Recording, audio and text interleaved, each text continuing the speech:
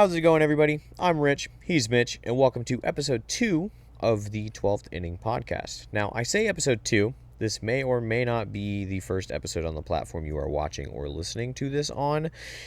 Unfortunately, episode 1 had some audio issues that have kind of ruined some of the bigger talking points that we were talking about, which is kind of a shame because I was really looking forward to getting your guys' reactions to our rivalry jersey rankings.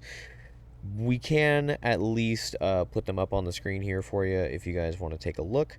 So if you're on audio, make sure you go over to YouTube or switch to video on Spotify, and we will put those in now.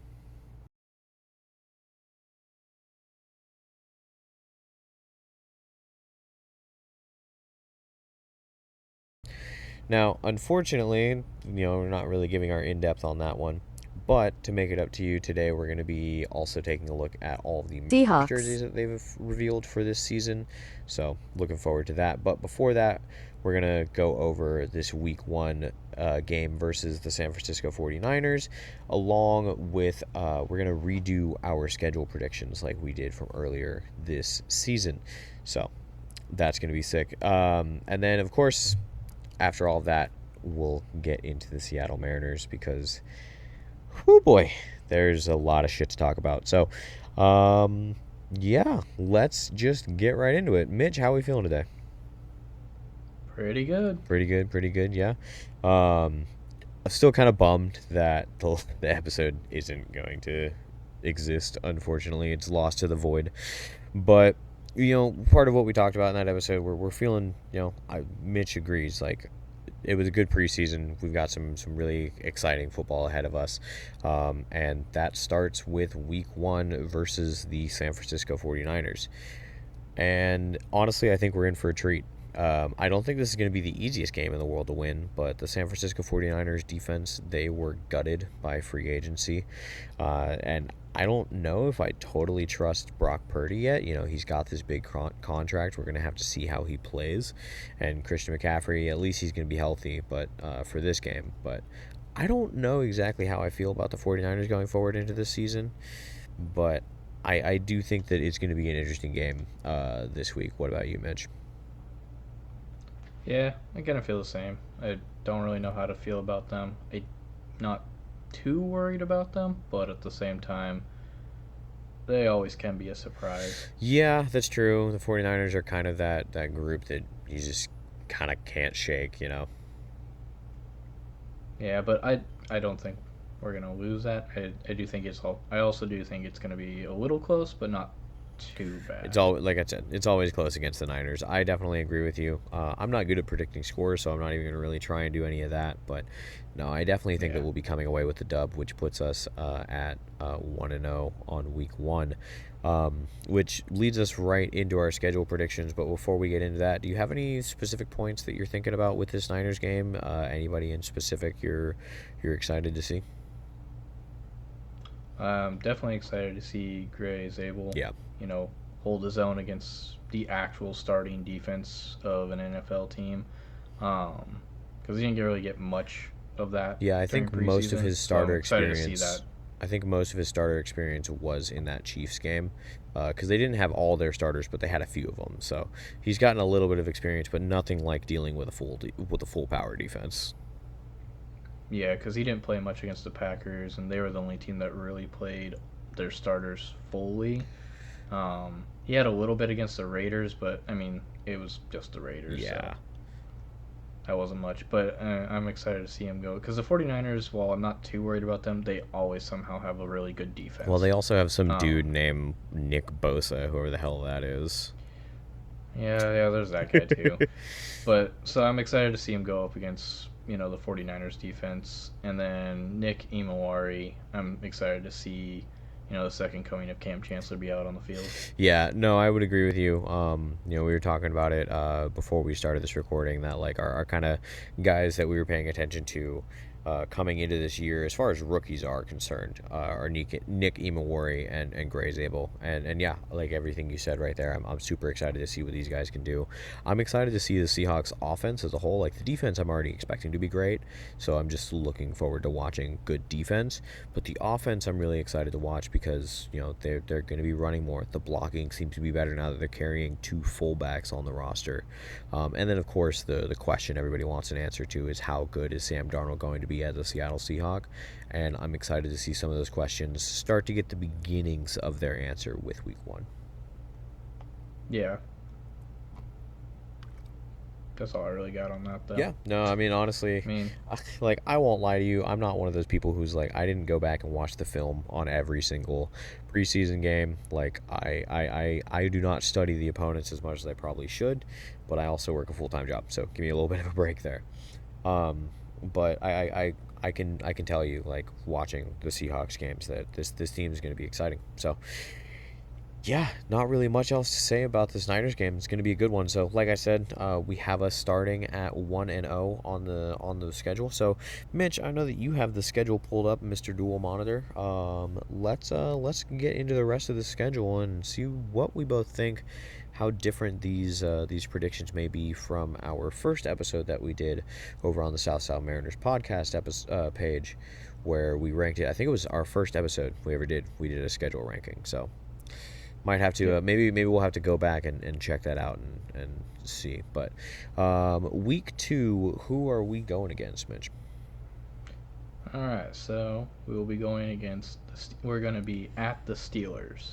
At the Steelers. I think this is going to be a relatively close game because the Steelers just always seem to have something going on. And honestly, as much as I want him to fail, I'm not totally sold on Aaron Rodgers shitting the bed this year. So, with that being the case, I do think this is going to be a closer game, but I still think we're going to get the dub. Same here. I also have us winning that one. So 2-0 to start the year. Hey. Man, I hope so. Yep.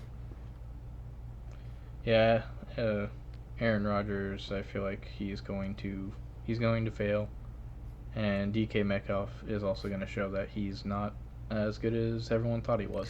Yeah, it's possible. As far as Aaron Rodgers go, like, I don't think he's going to be as bad as he was with the Jets, but I do think that he's not going to do great this season. That is what I'm expecting. Yeah. So, okay. So that is week 2. Moving on to week 3, who we got? So, week 3, we have the Saints coming to us. Oh, that's going to be a slaughter. We are going to destroy the Saints. That's an absolute dub, and it's going to be by a lot, and it's not going to be hard. I have us winning that one as well. Now, of course, because I'm being so cocky about the game, that just automatically means that we're going to lose. So I'm sorry if you come back to this episode after week 3 and we've lost. I'm too confident for my own good.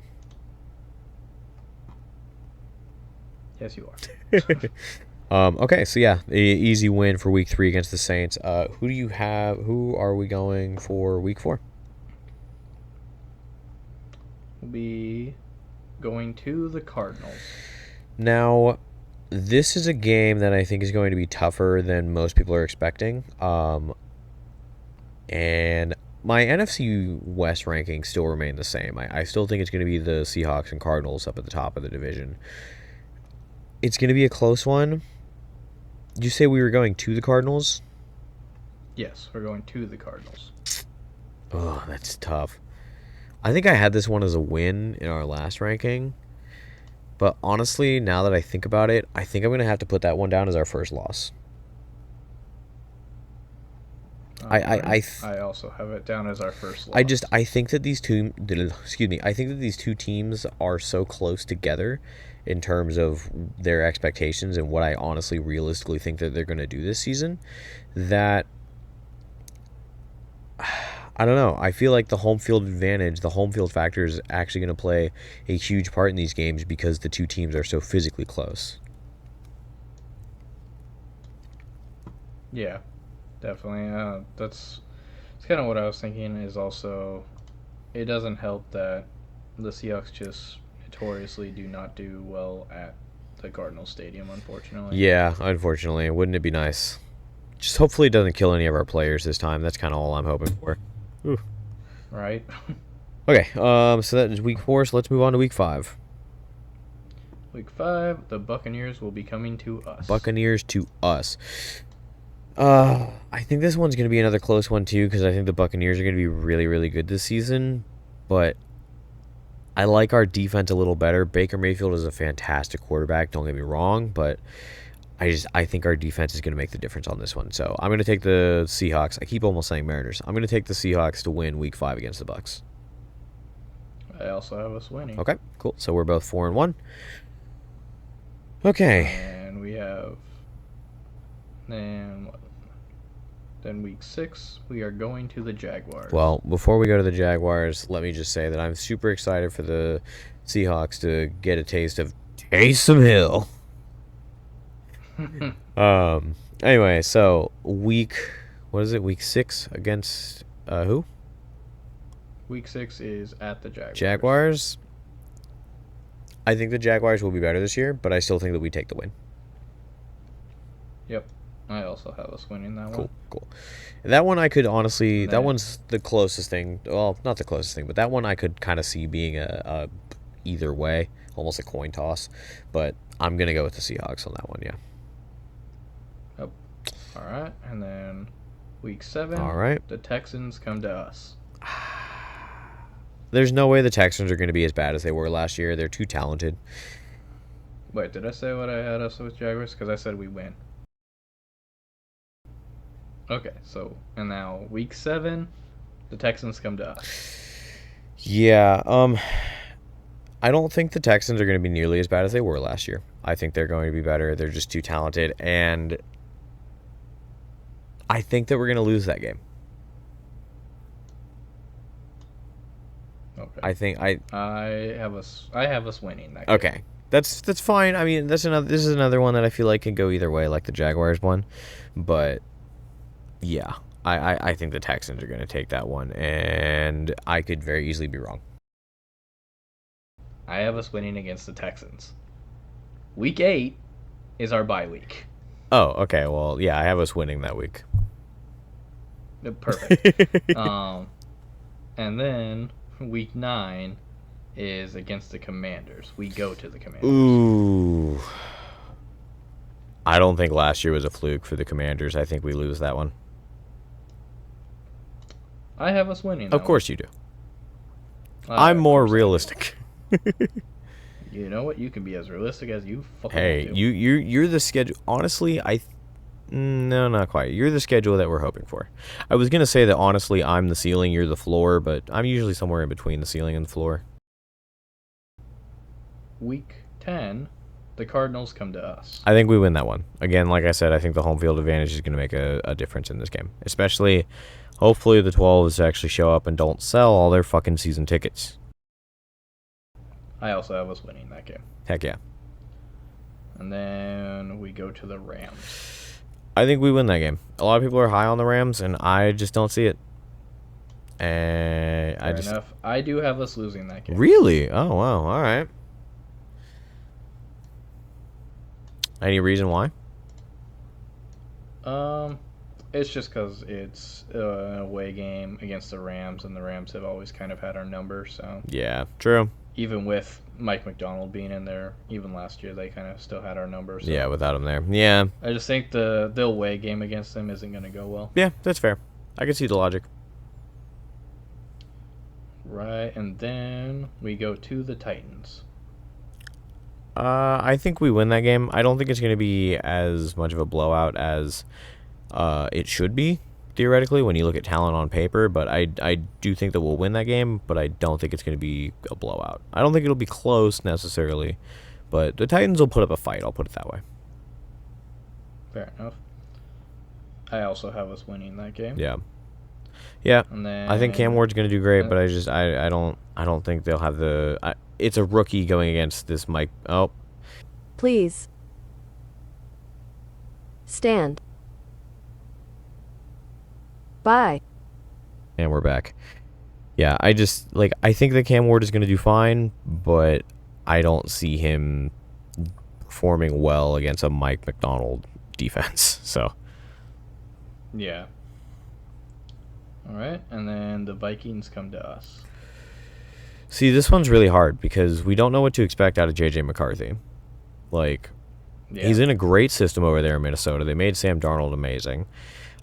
And so it's entirely possible that he's a dog. But I'm gonna say they lose this one, but I'm really not sure because I haven't seen enough to give an accurate one. I'm gonna say, did I say lose? I meant we're gonna win this one. I just don't have enough on J.J. McCarthy to really feel comfortable with saying either way. But I'm going to say win, and we'll see. This one's honestly such a guess for me. Fair enough. I also have us winning that game, though. Yeah. So. Yeah, well, All right, and that one will be interesting. And then we go to the Falcons. Falcons. They're also going to be better this year. Man, that's tough. Because Penix is also just a huge question mark. What do you think? I have us winning that game. Any reason why? It's the Falcons. They don't ever really have I don't know, they just never have the team to close it out. Yeah. They have the team. They always seem to have the team that can get them to that point where they should be able to win that game, and then they just somehow blow it. We're going to win that one. All right. And then the Colts come to us. Colt 45. Yeah, we're going to win that one. I think the Colts are in shambles this year. Yes. You have... I have us winning that one. Is it fucking Daniel Jones who's starting for the Colts? Over Anthony Richardson, who they gave up on way too fucking quickly. He's too young to be given up on. Anyway. All right. Then we have the Rams coming to us. Rams coming to us. I think we win. I think we sweep the Rams this year. Okay. I also have us winning that game, but I did have us losing the first game against them, so I don't have us sweeping them, but... Like I said, I don't believe in this Rams team, and I think that we can get... I think that they will be the only NFC West team that we sweep. Well, okay. I don't know, because I haven't decided about the Niners yet, but we are going to sweep the Rams. That is the important part here. Fair enough. And then we go to the Panthers. Win. Panthers are going to be better this year, but we're going to win that one. Honestly, not much else to say. Yeah. That's how I also have it, is that we'll win that one. And then the final game of the season, we will be closing out the season at the 49ers. God, the end of the season is so far away. This could be so different. This feels like a crapshoot. I think we'll win that one.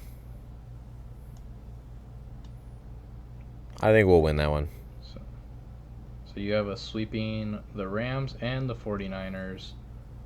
I'm high on this team, man. I'm high on the Seahawks. And then splitting against the Cardinals. Yeah, so we were going 5-1 against division opponents this year. That's what I'm stamp it in the contract. We're going 5-1. Okay, so you have us going 14-3.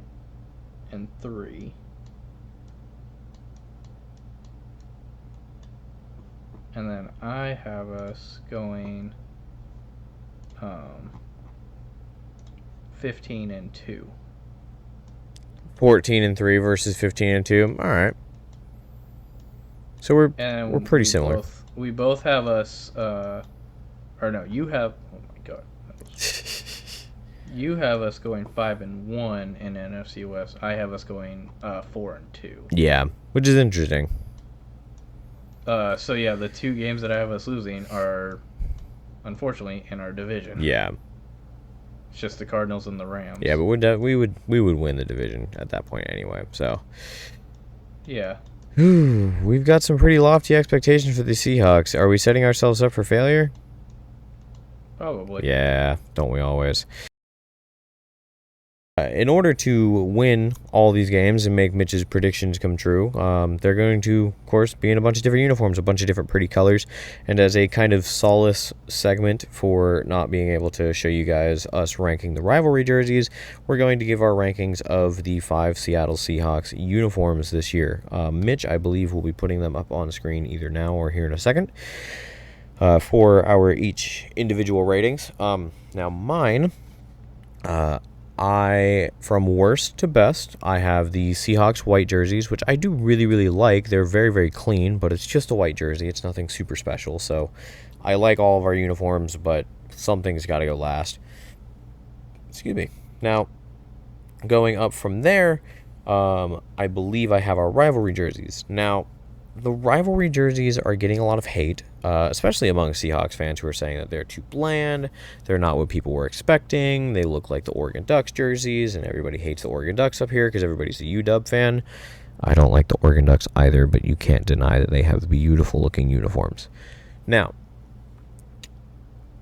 I really do like our rivalry jerseys. But again, when ranking the 5, I don't think that they're super high up on the list for me, but I do love them. I don't hate them. I think the emerald green is really clean. There are things that I would change, but I think it's really clean.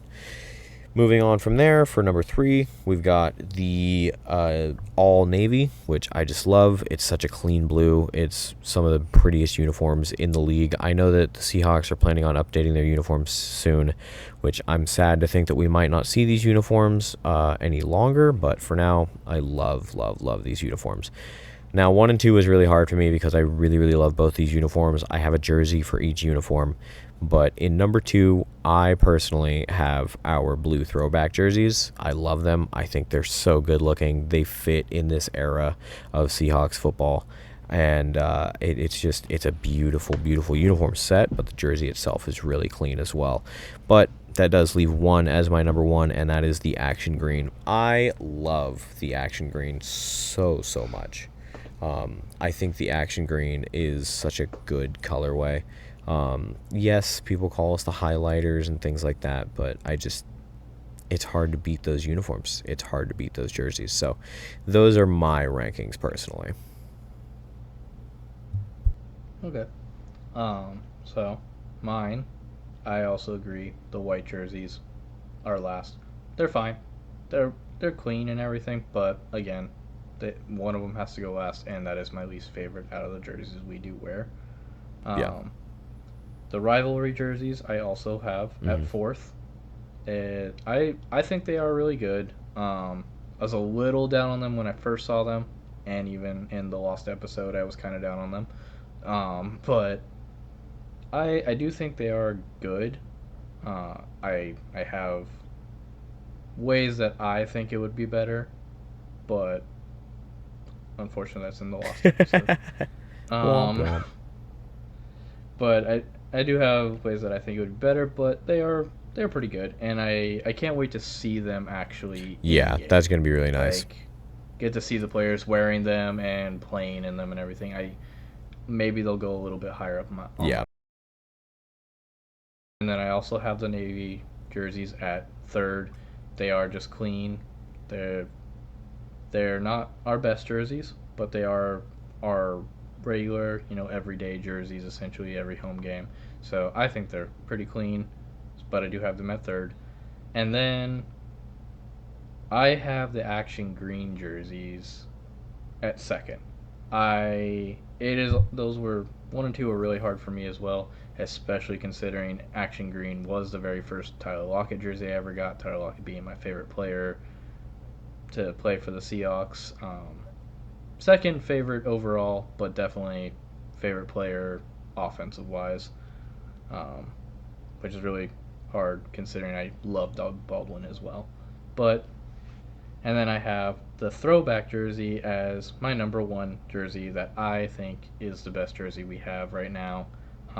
You don't know, Richard, but the audience can see it right now. I am wearing my throwback jersey. At the very least, I'm wearing blue, so, we had the same idea. Fair enough. But yeah, so that would be my ranking is white, rival, navy, action green, Yeah, throwback. solid ranking. I think ours were exactly the same except for the top 2, so Seahawks have some of the best looking uniforms in the league, but they weren't my favorite rivalry jerseys. Mitch, do you remember what your favorite one was? Yeah, I had the Dolphins are still probably my favorite rivalry jersey. Mine was the Buffalo Bills, for those of you who may have been curious. But yeah, so just to recap, that's our football section. We got our schedule, both of us. Remind us again, Mitch, what we think our season's going to look like. So overall, so as far as NFC West goes, you have us finishing 5-1. I have us finishing 4-2. Overall, you have us finishing 14-3. Overall, I have us finishing 15-2. The 2 games we're losing are in our division, unfortunately, but you know what? We'll still win the division. We'll still make the playoffs, and I clearly have extremely high hopes for it. I will say I do kind of remember from our first episode of our overall, at least. I don't fully remember the NFC West part of it, but overall, I do remember you had us going 12-5, and I had us going 14-3. So I have us winning 1 more game than before. You have us winning 2 more games. Preseason got me high on these Seahawks. I'm sorry. I know it's just preseason. I'm putting too much stock into it. I'm just going to get myself hurt, but there were just things that look good that I think are going to translate out of preseason. Yeah, me too. Like, clearly, I was already super hopeful with this team, and I got 1 game more hopeful. Hey guys, Mitch here. So we didn't have many audio issues during this recording, but during this part we did have Richard's mic cut out for a good portion. So he was just talking about the homestand with the Athletics and the Padres, and then the road game against the Guardians, before then starting the Rays series. So, Athletics come to the Mariners. They at least win the series. They did lose 1 game, 2-1, so not too bad. Did okay there. Then the Padres come to town, and they win, lose, win. So they still won the series. It wasn't by a lot each time, but the Padres are doing really good, so to at least win the series against them, that's pretty good. So, Mariners are doing good at home, at least decent at home, and then they go on the road to the Guardians. They lose that series. They at least won 1 game, so they didn't get swept, but they did lose the series. So, again, Mariners going on the road and not doing well. That's awesome. And then they go to the Rays, and they lost the first game 10-2. Richard will be talking about that as his audio comes back in, so I will let him talk about that now. Game 1, you lost 11-2. Unacceptable. Offense looked lifeless. It was so bad, in fact, that before today's game, the clubhouse was actually closed to media members because they were having a team clubhouse meeting.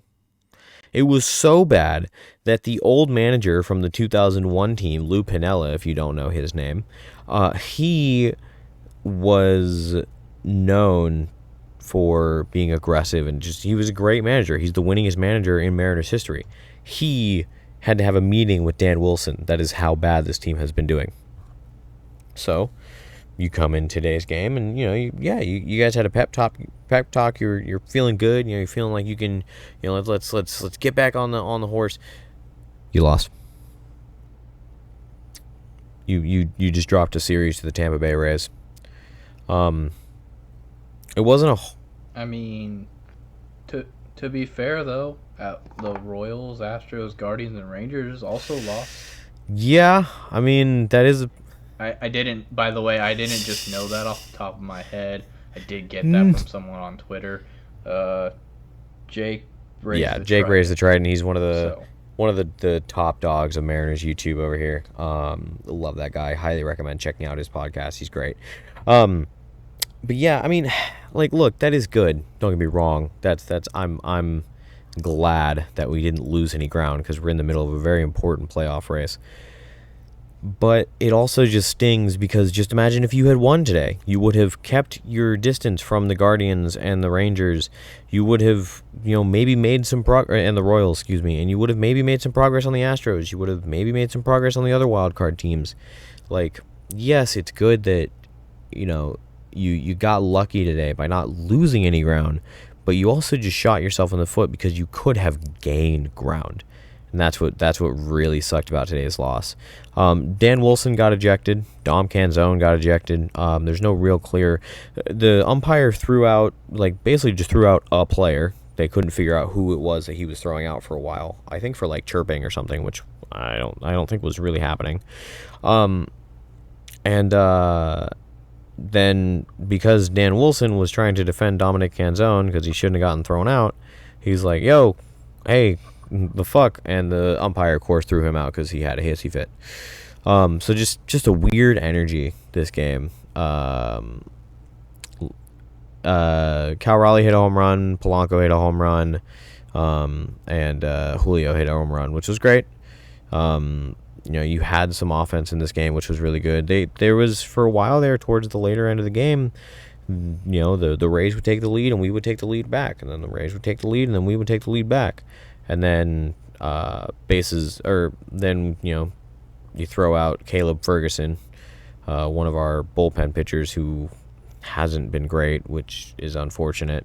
You traded for him thinking he would add to the bullpen, and he's actually made it worse because he basically left it to a bases loaded situation where the Rays were able to easily score, I think, 1 or 2 that inning to pull away, and we couldn't catch him. So you lost a series to the Tampa Bay Rays. You swept them earlier this season, and you can't play baseball like this not in the middle of a playoff run. I actually want to read you, Mitch, and to the viewers out there, I want to read you a few quotes from the players talking to the media tonight.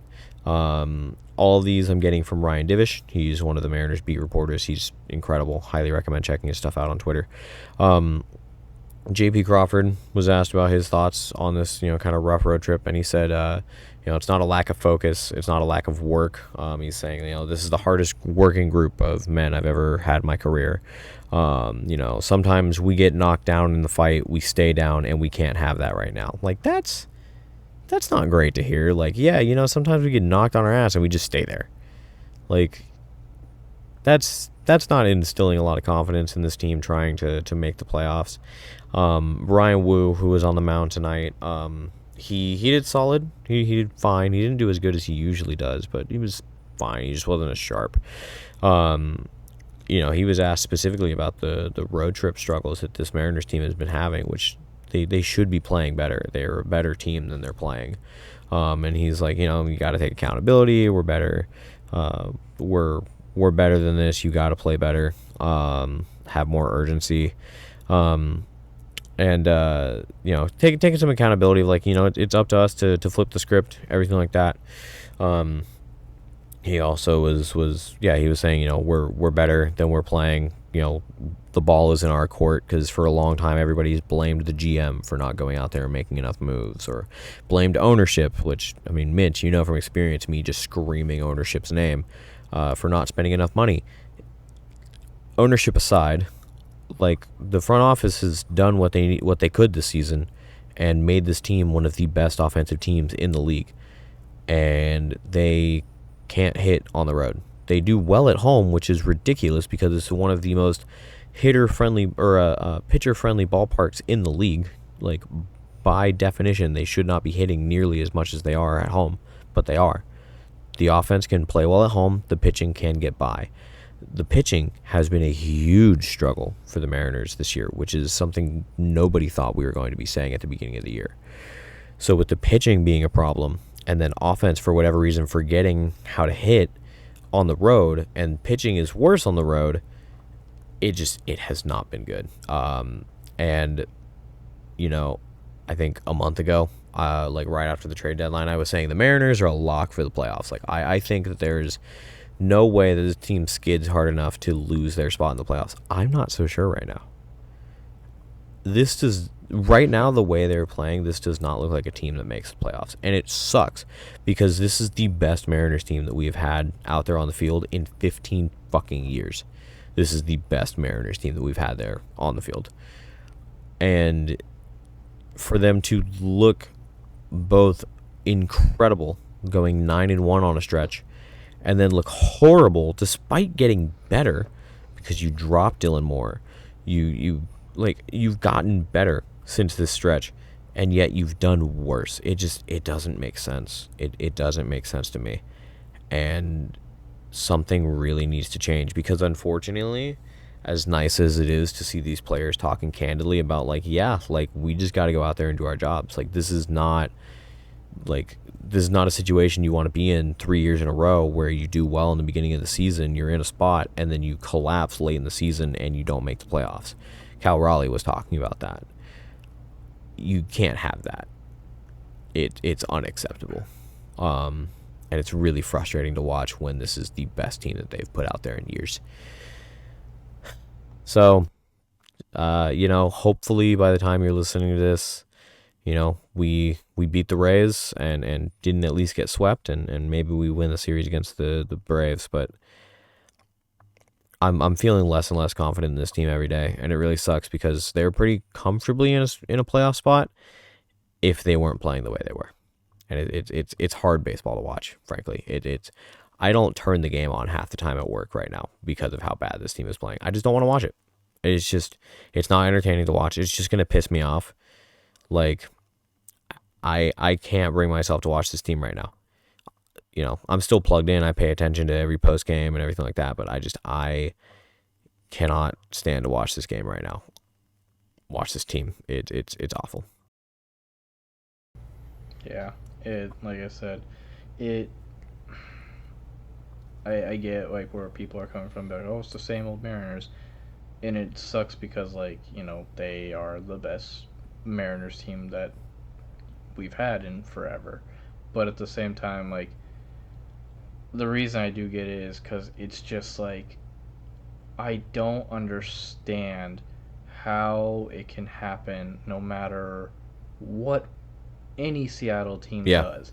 It just seems no matter what, you can put the best players, you can have this best team, and for whatever reason, I don't know what it is, but fucking Seattle teams, we get, like you said, we get punished. We don't cheat or anything. We don't do any of that. But yet we get punished, and for whatever reason, no matter how good the team is, no matter how good they're on paper, no matter how good they've been in games, all of a sudden at the end, it becomes, why are we crumbling? No matter what, we suddenly crumble when it really and really people matters. like to blame the travel. Just don't understand. People like to blame the travel of being a team from Seattle and having to travel all across the country. Usually we have more travel miles than anybody, and yes, that probably plays a part in it. Don't get me wrong, I'm not naive to that fact. However, these are professional athletes. These guys do conditioning like nobody's business. It's I love the Seahawks. I love the Mariners. I love my Seattle teams. I will always love my Seattle teams. I am diehard fan no matter what. But it just sucks that every single season, not every single season, of course, but it just feels like it always comes down to that last game. For the Mariners, it comes down to that last series. Or even sometimes it is. Sometimes it is the last game. I'm pretty sure last year it came down to that last game. Sometimes it is the last game, and sometimes it's the last. I don't know if it was. Sometimes last year or not, it's the last game. Plus, you need to wait and see what another team does to see if they'll beat who you need them to beat. And that's how the Seahawks like to always bring it down to is last season, they won their game. They did their part. If that's all that mattered, they made the playoffs. But unfortunately, we also had to hope that the Packers lost their game against the Bears. Completely out of your control. And it was in your control weeks ago, but now you're left hoping for another team to win. I'm over it. And it's just being a Seattle sports fan is hard work, dude. And it's yes, we're doing this, Seattle sports, or we're doing, the Seahawks and Mariners podcast. And if anyone's listened this far, we love both die hard. Do not hear this and think, oh, these guys are just no. I'm gonna be here if they lose. First off, we're not making money on this at all right now. So I'm still gonna be. But also, it's I'm still gonna be a Mariners fan. We're diehard fans, and it's just it just sucks. It's just hard. That's all. It's hard being a Seattle fan. It wears you down. But still loving the team. You love the team so much, so you'll never leave the team. You'll never abandon them or anything. Yeah, because I'm still going to be rooting for the. But they always want to break your I'm still going to be freaking rooting heart. for the Mariners if they don't make the playoffs. I'll be pissed. I'll be angry. I'll be disappointed. But I'm still going to be a Mariners fan at the end of the day. So. I mean. But. Yeah, I mean, it's a rough time to be a Mariners fan. It's a good time to be a Seahawks fan, though. But, yeah, that's about all I got for my rant. So I think that's about all we have for today's episode. Any closing remarks for you, Mitch? I was just going to say, I mean, if the Mariners don't make the playoffs, looks like the Padres have a really good chance of making it. Yeah, so. They're fighting with the Dodgers for second in the West. So, but, yeah. So that is going to do it. Just more reason to hope that the Mariners beat the Dodgers. Oh, that would be so last nice. series of That the would be season. so nice. But yeah. Get the Padres first and Mariners do really well. Would be great. So that is going to do it for us here at the 12 Inning Podcast. Again, episode 2. Thank you guys again so much for listening, especially if you've gotten it this far. We love you, love you, love you. Please make sure, if you don't mind doing all the podcasty things of commenting and liking and rating and all that shit.